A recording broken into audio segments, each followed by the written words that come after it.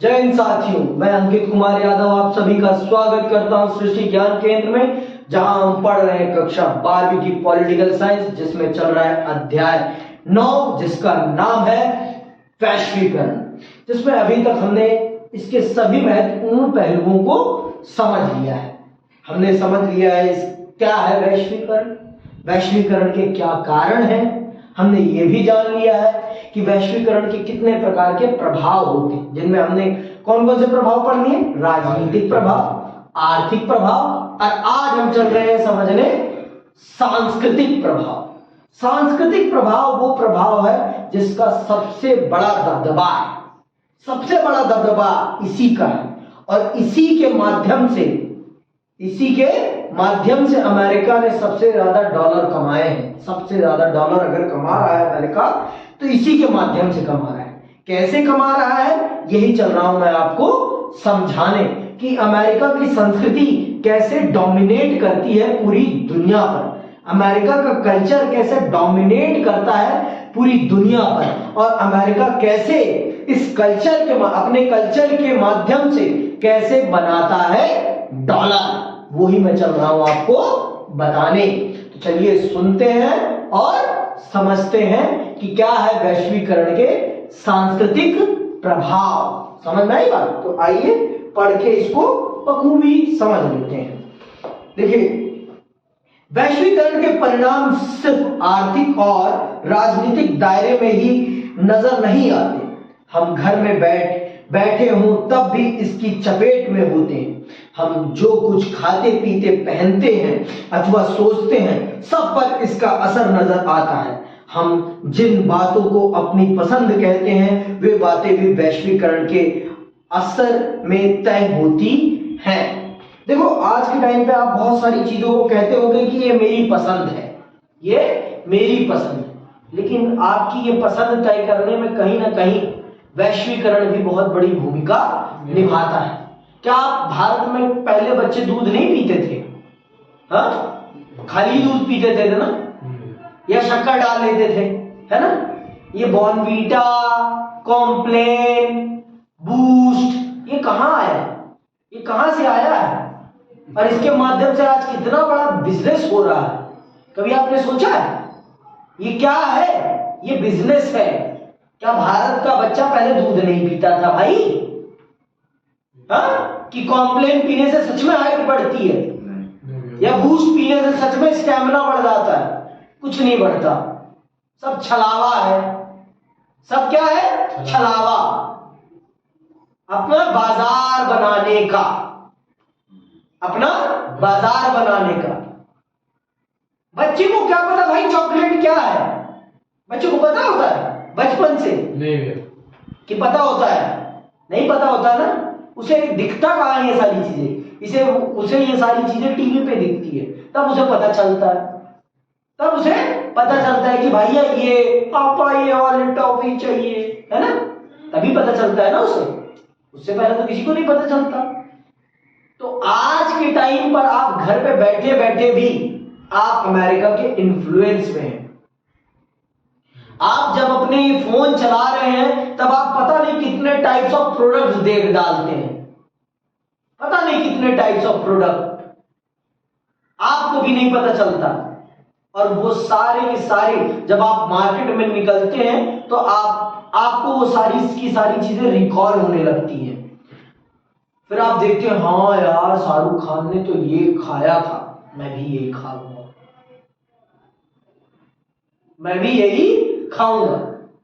आपका सिनेमा आप पर कितना ज्यादा प्रभाव डालता है। फैशन का ट्रेंड देखो, सिनेमा से कॉपी करते हैं। सिनेमा ही तो हमें फैशन ट्रेंड सिखाता है, और हमारा सिनेमा कहां का कॉपी कर रहा है ट्रेंड? हॉलीवुड का। हॉलीवुड कहां का है भाई? यूएस का है। समझ में आई बात? इस प्रकार से आपका अमेरिका अपने कल्चर को प्रमोट करता है। ये जो मैंने जीन्स पहन रखी है, ये जो जीन्स, ये कहां की है भाई? ये भी तो अमेरिका की है।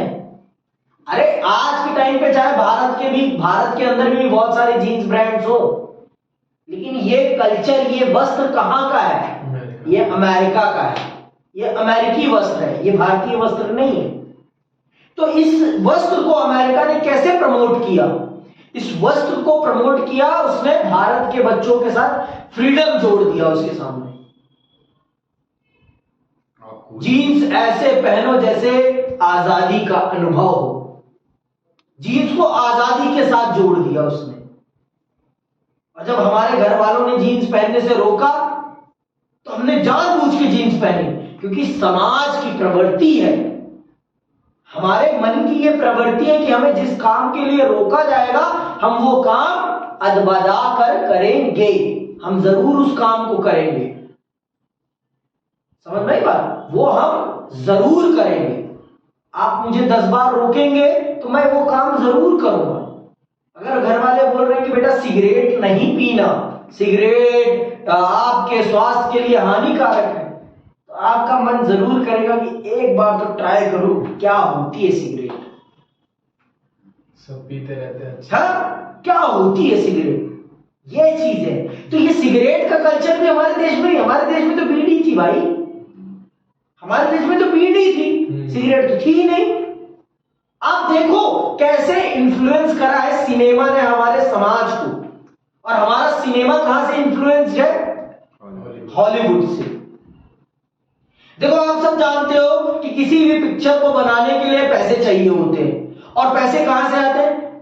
आपकी स्पॉन्सरशिप से। आप सब देखते होंगे ये जो गाड़ी है, ये गाड़ी भी क्या है? ये स्पॉन्सर्ड है। ये क्या है? स्पॉन्सर। उसकी खुद की नहीं है, वो हीरो की खुद की नहीं है। हीरो के तो पिक्चर में वो कपड़े तक पहनता है ना, वो सारी की सारी चीजें स्पॉन्सर होती है। और भाई जब कोई पैसा लगा रहा है, स्पॉन्सर कर रहा है पिक्चर को, तो वो इस पिक्चर से क्या उम्मीद करता है कि पिक्चर उसे बाजार दे, पिक्चर उसे बाजार दे, पिक्चर उसके प्रोडक्ट को प्रमोट करे, है ना? इसीलिए तो वो पैसा लगा रहा है ना। अगर मैं भैया, मैंने उस दिन आपको बताया, अगर नेता इलेक्शन में पैसा लगा रहा है तो भैया वो बिजनेस कर रहा है, तो बिजनेस कर रहा है तो भैया बिजनेस की तरफ, वो भी बिजनेस का मूल उद्देश्य क्या होता है? लाभ कमाना। तो वो भी जीतने के बाद क्या कमाएगा? लाभ कमाएगा। बात सीधी सी खत्म। यहीं पर बात। चलो, वैश्वीकरण के सांस्कृतिक प्रभाव को देखते हुए इस भय को बल मिला है कि यह प्रक्रिया विश्व की संस्कृतियों को खतरा पहुंचाएगी। वैश्वीकरण से यह होता है क्योंकि वैश्वीकरण सांस्कृतिक समरूपता ले आता है। सांस्कृतिक समरूपता का मतलब पूरे विश्व की संस्कृति को एक जैसा बना देता है। और आप देखो ना, हो भी रहा है कि वैश्वीकरण के प्रसार से सभी देशों की संस्कृति समाप्त हो जाती है और पूरी दुनिया पर एक संस्कृति का प्रभुत्व हो जाता है। और ये सच भी है, ये झूठ नहीं है। आज आप खुद देखो, आज आप अपने खुद के ट्रेडिशन के कपड़ों को कब पहनते हो? फेस्टिवल्स के दिन, त्योहार के दिन। आप कुर्ता पहनते हो तो कब पहनते हो? त्योहार के दिन। और नॉर्मली क्या पहनते हो? शर्ट पैंट जीन्स पहनते हो मुख्य रूप से। तो क्या ये हमारे देश का वस्त्र है? कदापि नहीं। तो इस कपड़े का बिकने का अर्थ क्या है? इस कपड़े के बिकने से किसको पैसा जा रहा है? अमेरिका को जा रहा है, ना कि हमारे देश को मिल रहा है। समझ में आई बात? तो अब आप खुद ही देखो कि किसकी संस्कृति ज्यादा हावी है, किसकी संस्कृति ज्यादा हावी है। आप जो वैलेंटाइन वीक मना रहे हो, वो क्या है? वो किसकी संस्कृति को बढ़ावा मिल रहा है? उससे कमाई किसको हो रही है? रेवेन्यू किसको मिल रहा है? आप खुद देखो, आपके देश की संस्कृति पर दूसरे देश की संस्कृति किस प्रकार से हावी हो रही है। ये होता है सांस्कृतिक प्रभाव। तो आज पूरे विश्व में पश्चिमी सभ्यता का बोलबाला जो दिख रहा है, ये वैश्वीकरण के सांस्कृतिक प्रभाव के कारण है। ये वैश्वीकरण के सांस्कृतिक प्रभाव का कारण है। हाँ, पर हमारे देश में, सभी देशों में जो लोग देश के प्रति, देश की संस्कृति के प्रति ज्यादा जागरूक है, वो देश की संस्कृति को बढ़ावा देने के लिए काम कर रहे हैं और वैश्वीकरण के प्रभाव को कम करने का प्रयास कर रहे हैं, हम सबको भी ये प्रयास करना पड़ेगा, हम सबको भी ये प्रयास करना पड़ेगा, तभी हमारे देश का व्यापारी कमाएगा, खाएगा, तभी वो आगे बढ़ पाएगा, नहीं तो वो आगे नहीं बढ़ पाएगा। समझ में आई बात? अगर हमें सच में अपने व्यापारी को बढ़ाना है, उसे आगे ले जाना है, तो हमें अपने देश की चीजों को खरीदना पड़ेगा, हमें अपने देश की चीजों को खरीदना पड़ेगा, तभी हमारे देश का व्यापारी आगे बढ़ पाएगा, नहीं तो हमारे देश का व्यापारी आगे नहीं बढ़ पाएगा। ये बात जान लो। अगर सच में आप अपने देश के व्यापारी की मदद करना चाहते हो, अपने देश को आत्मनिर्भर बनाना चाहते हो, तो आपको आपके देश की चीजों को प्रमोट करना पड़ेगा, आपको अपनी देश की संस्कृति को आगे बढ़ाना पड़ेगा, आपको बॉर्नवीटा नहीं खाली दूध पीने की आदत डालनी पड़ेगी, तब जाके देश का उद्धार होगा, तब जाके देश का उद्धार होगा। समझना है बात? तो किसान को पैसा मिलेगा, वास्तविक रूप से जो देश का मालिक है, पाउडर वाला दूध नहीं पीना, आपको गाय भैंस का दूध होता है वो पीना है। पाउडर वाला दूध भारत की कंपनियां नहीं, बाहर की कंपनियां बना रही हैं ज्यादातर। अमूल भी बनाता है, बहुत सारे दूध आज के टाइम पे भारतीय ब्रांड भी बनाते हैं, लेकिन आपको दूध पीना है, पाउडर वाला दूध नहीं पीना। समझ में आई बात? आगे सुनिए आप। तो इस प्रकार से आज के टाइम पे संस्कृति का जो वैश्वीकरण है, वो पूरी दुनिया में एक संस्कृति को बढ़ावा दे रही है। अब मैंने आपको उदाहरण समझा ही दिया है, जैसे मैंने बताया। अब ये जो फेसबुक है, फेसबुक पे आप देखो कहां के कपड़ों को ज्यादा प्रमोशन मिलती है, खुद देखो आप। फेसबुक जब नया आया था, तो उस पे कपड़ों के ट्रेंड्स, कपड़ों का जो एडवर्टीजमेंट था वो कैसा था? वो वेस्टर्न कपड़े थे ज्यादातर, इंडियन कपड़े नहीं थे उस पर वेस्टर्न कपड़ों को ज्यादा प्रमोट किया जा रहा था। आप क्योंकि वो चीज ही वहां की है। ये प्लेटफॉर्म, ये सोशल मीडिया प्लेटफॉर्म है कहां के? अमेरिका के भाई, जहां का है वो अपनी मार्केट को प्रमोट करने के लिए आए हैं ना, जिससे कि उनके मार्केट को ज्यादा बूम मिल पाए और उनके मार्केट का ब्रांड्स ज्यादा दुनिया में फेमस हो सके। समझ में आई बात? तो वो अपने मार्केट को ही तो प्रमोट करेंगे ना। अब भारतीय मार्केट भी डोमिनेट कर रहा है इसी के माध्यम से, लेकिन ज्यादा पैसा कौन कमा रहा है? मालिक कमाता है कि उसका जो एम्प्लॉय होता है वो कमाता है ज्यादा? मालिक। तो अमेरिका के प्लेटफॉर्म्स है, तो इसका मतलब अमेरिका ज्यादा कमा रहा है। और हम सब क्या है? हम सब तो एम्प्लॉय हैं, हम सब मालिक नहीं है। यूट्यूब का मालिक जो है वो असली मालिक है यूट्यूब का। हम सब जो चैनल चला रहे हैं अपना वो क्या है? हम उसके एम्प्लॉय हैं, हम उसके लिए कंटेंट बना रहे हैं। समझ में आई बात? आगे सुनिए आप। सांस्कृतिक समरूपता का यह अर्थ नहीं कि किसी विश्व संस्कृति का उदय हो रहा है। देखो, ये जो सांस्कृतिक समरूपता है, इसका अर्थ ये नहीं है कि किसी विश्व संस्कृति का उदय हो रहा है। इसका अर्थ है कि एक देश की संस्कृति बहुत सारे देशों पर डोमिनेट कर रही है। अभी देखना, सुनना।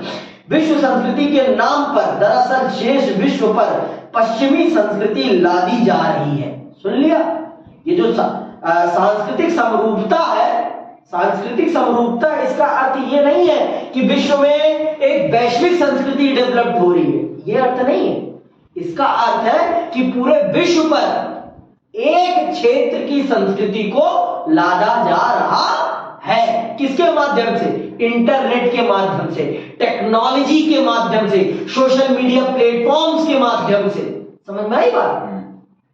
आपकी ये जो मूवीज हैं भैया, वो जो हीरोइंस होती हैं उनको पैसा मिलता है वैसे कपड़े पहनने के लिए, तब वो वेस्टर्न कपड़े पहनती हैं, कोई मुफ्त में नहीं पहनती। आप खुद देखो, 90 के दशक के बाद, 1990 के बाद आपके सिनेमा का रूप रंग ही बदल गया।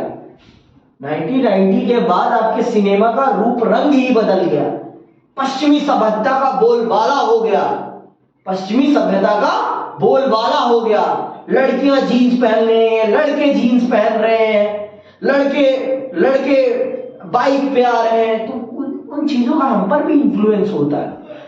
बर्गर खा रहे हैं, कोक पी रहे हैं, वॉच पहन रहे हैं, वो भी इंडियन नहीं, अमेरिकन या दूसरे तरीके के। जो हीरो है वो गाड़ी चला रहा है कहीं और की, शर्ट पहन रहा है पोलो की या किसी और ब्रांड की, जीन्स पहन रहा है लिवाइस की, है ना, जूते पहन रहा है वुडलैंड के या एडिडास के। तो ये क्या है, ये इन्फ्लुएंस कर रहे हैं, हम पर भी तो उसका इन्फ्लुएंस हो रहा है ना। और फिर हम लोगों ने भी जब देखा कि अक्षय कुमार ये पहन रहा है, सलमान खान ये पहन रहा है, तो हमने भी उनको कॉपी किया, हमने भी इनको कॉपी किया। वो जो पहन रहे हैं ना वो मुफ्त में नहीं पहन रहे, उनको वो पहनने के लिए पैसा दिया जा रहा है। और ये पैसा कौन दे रहा है, अमेरिकन ब्रांड्स दे रहे हैं, मल्टीनेशनल कंपनीज दे रही हैं, जिससे कि उनका ब्रांड आपके देश में स्टैब्लिश हो सके। समझ में आई बात? तो इस प्रकार से सांस्कृतिक प्रभुत्व किसी देश पर थोपा जाता है। मूवीज में प्यार को इतनी ज्यादा बढ़ाया गया है, ग्लोरी दी गई है, प्यार ही प्यार, प्यार ही प्यार। अरे सच में इतना प्यार होता है? फूल और कांटे देख लो, कोई भी पिक्चर देख लो भारत की, सब में प्यार ही प्यार चल रहा है ना? तो ये प्यार के नाम पर मार्केटिंग की जा रही है चीजों की, गिफ्ट देने का कल्चर। पहले क्या था, पहले पहले पहले जो गाने होते थे उनको देखो, पहले गाने जो सुनो उन गानों को सुनो और आज के गाने को सुनो, आपको अंतर दिख जाएगा। लिम्बोर्गिनी चलाई जानी हो, है ना, वहां पर कितना कितना कैपिटलाइजेशन को दिखा रहे हैं। पहले के गानों में दुख होता था, दर्द होता था, प्रेम होता था। खत नहीं भेजा है मैंने, प्यार नहीं दिल है, पता नहीं क्या गाना था, मेरे को गाना याद नहीं आ रहा, ठीक है, फूल नहीं, अरे गाना याद नहीं आ रहा मुझे, ठीक है। तो ये सारी चीजें हैं। पहले आपको पहले के प्रेम में, पहले की जो पहले 90 के दशक से पहले की जो पिक्चरें थी उनमें आपको पूंजीवाद नहीं दिखाई पड़ेगा, उनमें आप पूंजीवाद को नहीं देखेंगे, उसमें आप सामाजिक समस्याओं को देखेंगे। जैसे मदर इंडिया है, मदर इंडिया में सबसे बड़ी सामाजिक समस्या क्या दिखाई गई है, आपको दिखाया गया है वहां पर लैंडलॉर्ड सिस्टम दिखाया गया है, जमींदारी प्रथा दिखाई गई है, और जमींदारी प्रथा के द्वारा किसानों का जो शोषण हुआ है वो दिखाया गया है। नया दौर पिक्चर देखो, उसमें आपको उसमें दिखाया जाएगा मशीनीकरण और जो हमारे जो उस समय के व्यवसाय के दूसरे तरीके थे, पारंपरिक व्यवसाय के तरीके थे, उनके बीच में आपको प्रतिद्वंद्विता दिखाई गई है, उसमें आपको प्रतिद्वंद्विता दिखाई गई है। वो मोटर गाड़ी लेके आया होता है तो उससे गांव के जो इक्का गाड़ी चलाने वाले लोग होते हैं उनका रोजगार खत्म हो जाता है, तो वो कंपटीशन कर लेता है कि देखते हैं किसकी गाड़ी सबसे पहले स्टेशन पे पहुंच जाती है। कंपटीशन। नया दौर पिक्चर ही नहीं देखी होगी आप लोगों ने, कि देखी है? तो यही तो दिक्कत है ना, यही तो दिक्कत है। अब आप लोगों ने देखी ही नहीं है तो आपको कैसे पता होगा। और आज की पिक्चर देखो, आज के गाने देखो, हनी सिंह के गाने देखो, अल्लाह में ना डोप शोप मारिया करो, तो गाने को देखो, गाने का गाना क्या कर रहा है, गाना कैपिटलाइजेशन को प्रमोट कर रहा है, अमेरिकन कल्चर को प्रमोट कर रहा है, वो है ना, वो इन्फ्लुएंस कर रहा है, इन्फ्लुएंस कर रहा है आपको। आप हनी सिंह के गाने सबने सुने हैं ना, बस करिए तू जलवे न दिखा, ये सब तो मैं देख चुका, है ना। तो वो क्या है, वो कैपिटलाइजेशन है। देखते होगे गाड़ी से हनी सिंह उतर रहा है ना, बादशाह को देखो, रफ्तार को देखो, भैया वो फ्री में नहीं कर रहे, वो पैसे ले रहे हैं। जसमान को देखो तो अलग ही पराडा पूरा ब्रांड है, उसको उसी के ऊपर उसने गाना गा दिया है। तो वो एक वेस्टर्न कल्चर को प्रमोट कर रहे हैं, वो समझ में आई बात। ये है, ये हमारे देश की संस्कृति। कह दो कि आप लोग गाने से इन्फ्लुएंस नहीं होते, बहुत होते हो ना। आज जो कपड़े पहनते हो, जो ट्रेंड फॉलो करते हो, ये देखो, आज पहले हमारे देश में ढीले कपड़े पहनने का कोई ट्रेंड नहीं था, आज ढीले कपड़े, ये लूज, है ना, ये जो आया है ये भी हमारे देश का ट्रेंड नहीं है, है ना। निग्रो बन रहे हैं आजकल सारे, काले काले लोग जो पहन लेते हैं गले में, है ना। पहले ऐसा होता था? देखो ये है ट्रेंड, अब बात समझ में आ रही है कि नहीं? अच्छा, और इससे कमा कौन रहा है? अमेरिका कमा रहा है।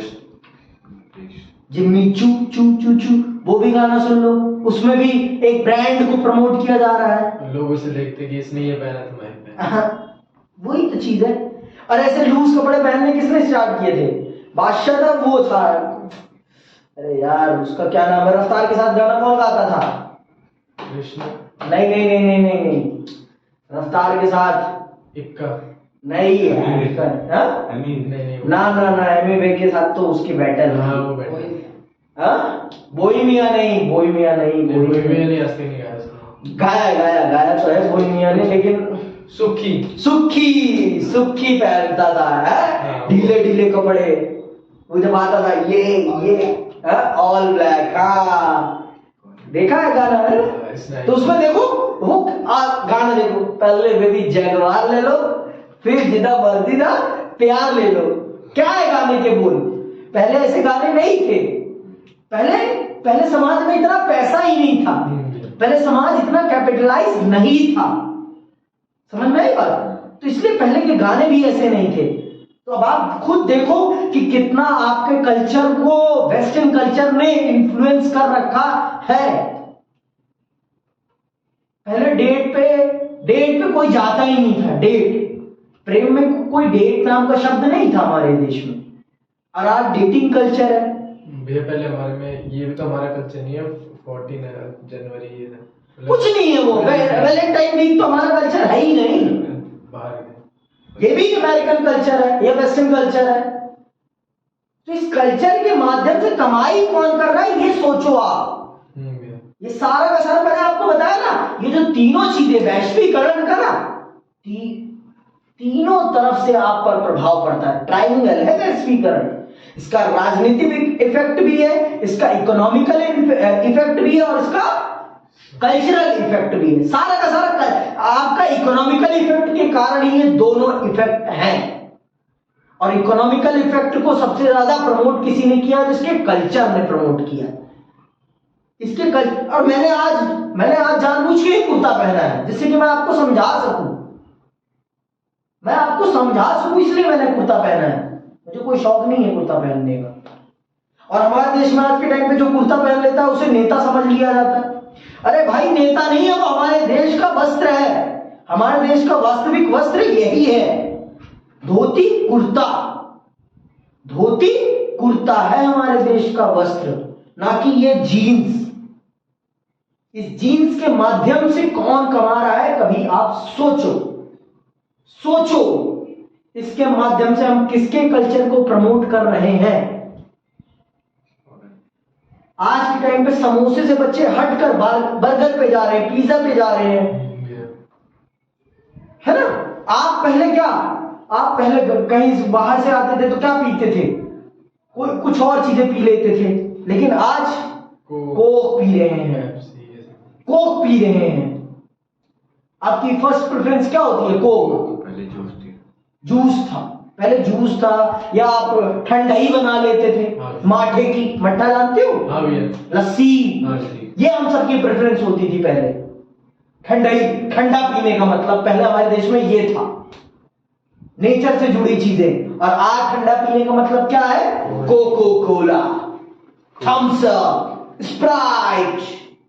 स्प्राइट है तो क्लियर है ना? तो ये क्या है? ये मार्केटिंग है अपने प्रोडक्ट की। आपने कहीं देखा है लस्सी का कोई ब्रांड चल रहा, लस्सी बिक रही हो? खुद देखो, खुद सोचो, लस्सी का कोई ब्रांड नहीं है। माउंटेन ड्यू नाम बनता है, माउंटेन ड्यू। वो ये माउंटेन ड्यू का जो ऐड है आपके मन में, ये कैसे छपा है? टीवी के माध्यम से तो छपा है ना। और वो छपा कि भैया ऋतिक रोशन है तो पीना है। हाँ, ये देखो, बता रहा है सब कुछ अपने आप ही वो। अब देखो, आप ये देखो, मैं सोचता तो हूँ कि एक दिन में मैं सारे टॉपिक खत्म कर दूंगा, लेकिन टॉपिक इतने बढ़िया होते हैं कि इनको समझाना बहुत जरूरी है आपको गहराई से, क्योंकि अगर आप गहराई से नहीं समझोगे तब तक आप इसका अर्थ ही नहीं समझ पाओगे। तो अब आप खुद देखो, अमेरिका क्यों ना हो इतना अमीर, क्योंकि उसने पूरी दुनिया को अपने कल्चरली कवर कर रखा है। खाना भी उसकी पसंद का खाते हैं आप, सिनेमा भी उसकी पसंद का देखते हैं आप, पहनते भी उसी की पसंद के हैं। हमारे देश में पब कल्चर था, लॉन्च पब ये थे भाई? नहीं भैया। आज के टाइम पे ये लॉन्च पब कहां से आ रहे हैं? हमारे देश में तो मधुशालाएं होती थी, हाँ भैया। मधुशालाएं होती थी। हमारे देश में बार नहीं होते थे, हमारे देश में बार नहीं होता था, हमारे देश में मधुशाला होती थी। हमारे देश में मधुशाला होती, हमारे देश में फ्लेवर हुक्का नहीं होता था, हमारे देश में देसी हुक्का होता था। अब आप अंतर देखो, फ्लेवर हुक्के से किसकी कमाई हो रही है आप खुद सोचो, खुद सोचो। Western culture. कौन सा कल्चर प्रमोट हो रहा है? आज जो ये बार है, लॉन्च है, इनसे कौन कमा रहा है? किसका कल्चर प्रमोट हो रहा है? Western culture. सारा का सारा पश्चिमी सभ्यता है ये। आपने कभी देखा कि कोई कुर्ते पजामे में जाता हो बार में, लॉन्ज में? बार में, लॉन्ज में जाने के लिए आपको वेस्टर्न कपड़े पहनने पड़ते हैं। बार में, लॉन्ज में एंट्री में लिखा ही होता है कि अगर आपको एंट्री लेनी है तो आपको वेस्टर्न कपड़े पहनकर आने पड़ेंगे। भैया जिसके पास वेस्टर्न नहीं है तो खरीदेगा, तो किसकी कमाई हो रही है? Western culture. अमेरिका। आप फेसबुक यूज कर रहे हो, किसको रेवेन्यू दे रहे हो आप? अमेरिका। आजकल टीवी। अब आप समझ में आ रही है? ये टीवी ने आपके जेब के पैसे को कैसे निकाल के अमेरिका के हाथ में धर दिया आपकी इच्छा से। अमेरिका ने जबरदस्ती आपसे पैसा नहीं छीना है, उसने टीवी से आपके मन में अपने प्रोडक्ट की तरफ क्या आकर्षण क्रिएट कर लिया है, आपको इन्फ्लुएंस इतना कर दिया है उसने कि आप उसका प्रोडक्ट खरीद लें, आप उसका प्रोडक्ट खरीद लें। तो ये जो विश्व में जो सामाजिक सांस्कृतिक समरूपता आ रही है ना, ये सामाजिक समरूपता सबके लिए एक जैसी नहीं है, सबको इसका एक जैसा लाभ नहीं हो रहा है। किसी को इसका बहुत ज्यादा लाभ हो रहा है, किसी को कुछ भी नहीं हो रहा है। ऐसा नहीं कहूंगा कि हमारे देश का कुछ नहीं हो रहा। आज के टाइम पे अमेरिकन, जैसे मैं हूं, जीन्स के साथ कुर्ता पहन रहे हैं, तो हमारा भी इससे बेनिफिट हो रहा है, मैं मना नहीं करूंगा। लेकिन हमारा 30% हो रहा है तो अमेरिका का 70% हो रहा है। अमेरिका 70% कमा रहा है तो हम 30% कमा रहे हैं। तो अब आप खुद देख लो कौन ज्यादा कमा रहा है, किसको ज्यादा पैसा मिल रहा है, किसको ज्यादा फायदा है, खुद देख लो, आप समझ जाओगे आप खुद। ठीक है, हम लोग अमेरिकी वर्चस्व वाले अध्याय 3 में वर्चस्व के सांस्कृतिक अर्थ के अंतर्गत इस बात को पढ़ चुके हैं। कुछ लोगों का तर्क है कि बर्गर अथवा नीली जीन्स की लोकप्रियता का नजदीकी रिश्ता अमेरिकी जीवन शैली के गहरे प्रभाव से है, क्योंकि राजनीतिक और आर्थिक रूप से प्रभुत्वशाली संस्कृति कम ताकतवर समाजों पर अपनी छाप छोड़ती है और संसार वैसे ही दिखता है जैसा ताकतवर संस्कृति इसे बनाना चाहती है।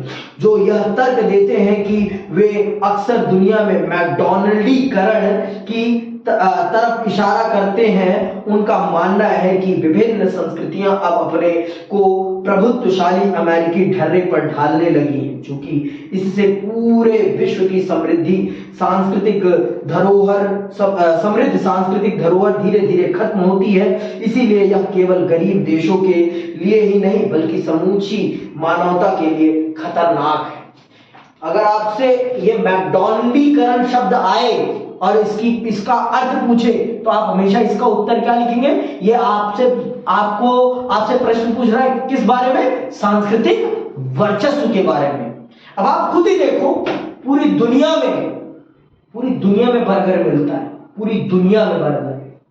आप पूरी दुनिया में समोसा पा जाओगे, पूरी दुनिया में इडली डोसा पा जाओगे आसानी से, जितनी आसानी से आप बर्गर पा लोगे,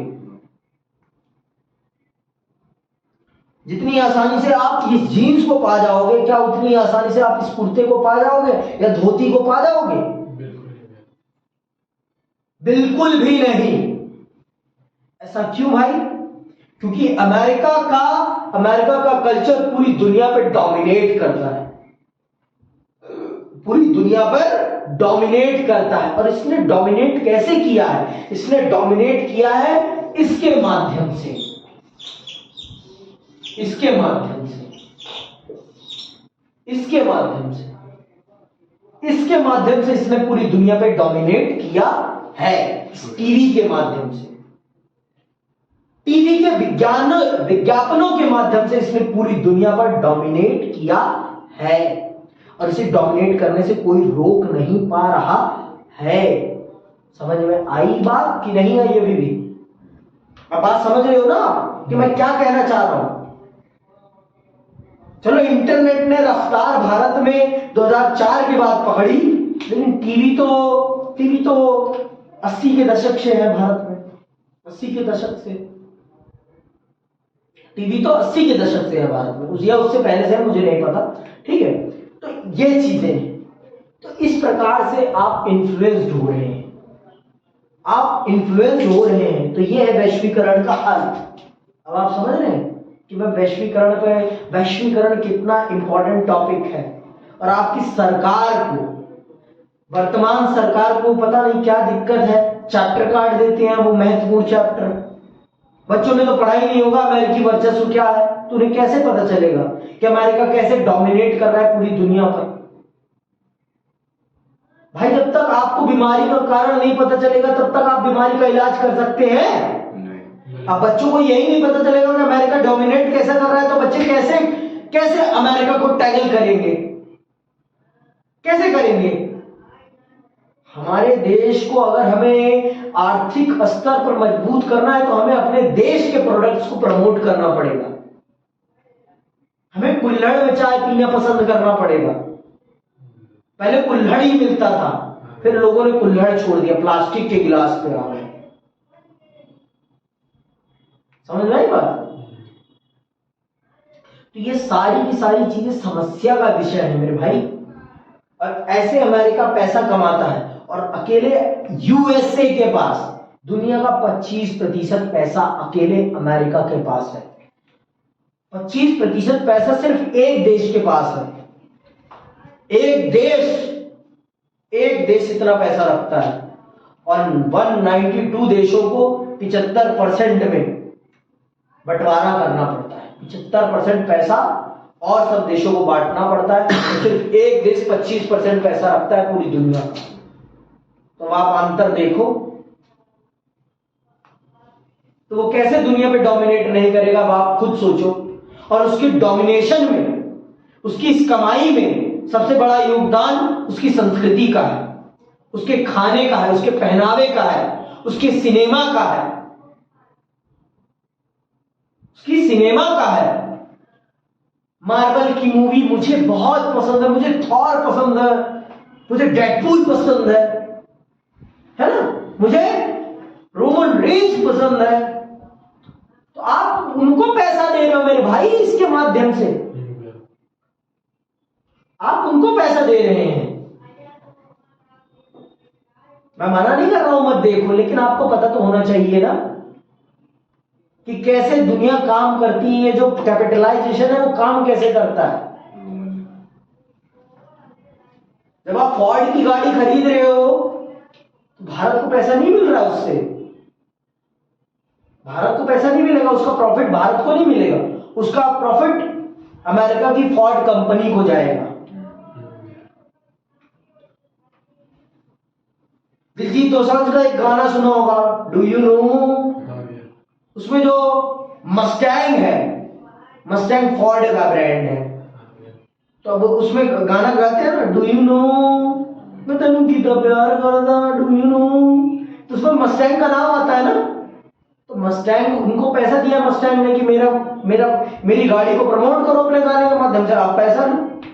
तो उससे बच्चे कितने इन्फ्लुएंस हो रहे हैं, आपका न्यू कमर कितना इन्फ्लुएंस हो रहा है, बहुत ज्यादा।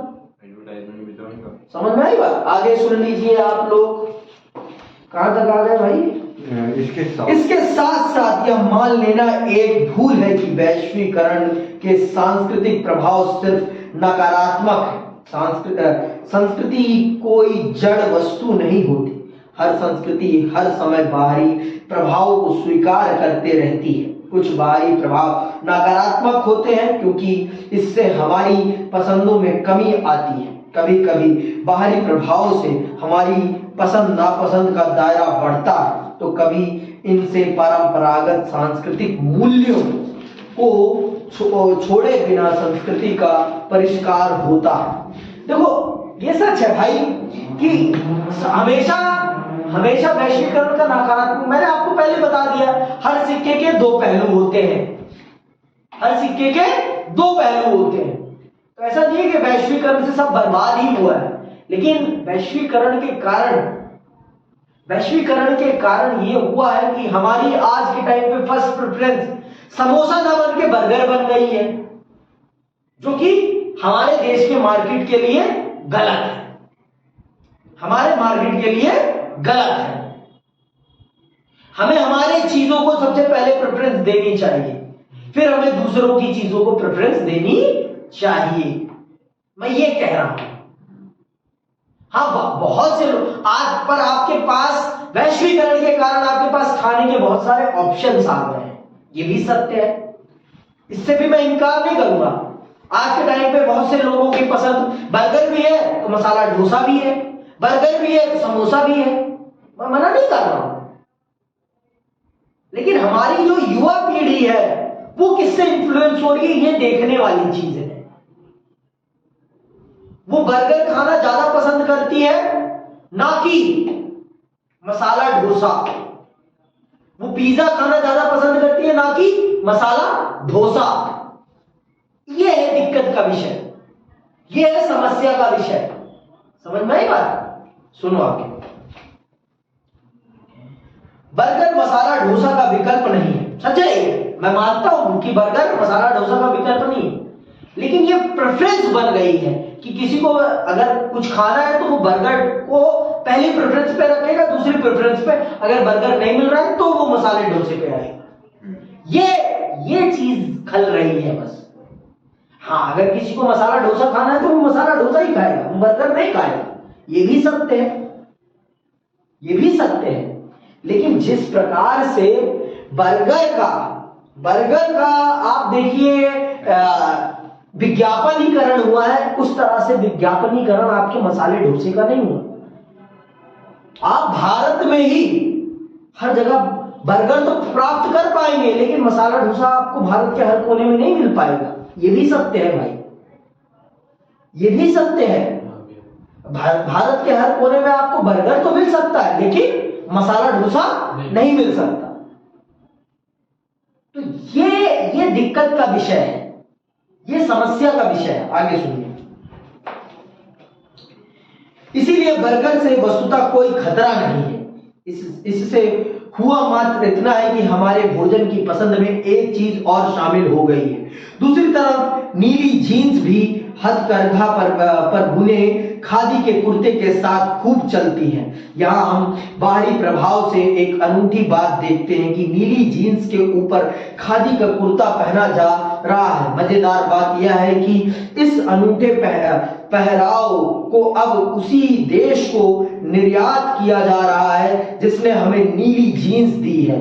जीन्स के ऊपर कुर्ता पहने अमेरिकियों को देखना अब संभव है। सांस्कृतिक समरूपता वैश्वीकरण का एक पहलू है, तो वैश्वीकरण से इसका उल्टा प्रभाव भी पैदा हुआ है। वैश्वीकरण से हर संस्कृति कहीं ज्यादा अलग और विशिष्ट होती जा रही है। इस प्रक्रिया को सांस्कृतिक विभिन्नीकरण कहते हैं। इसका मतलब यह नहीं है कि संस्कृतियों के मेल जोल में उनकी ताकत का सवाल गौण है, परंतु इस बात पर भी ध्यान देना चाहिए कि सांस्कृतिक प्रभाव एक तरफा नहीं होता।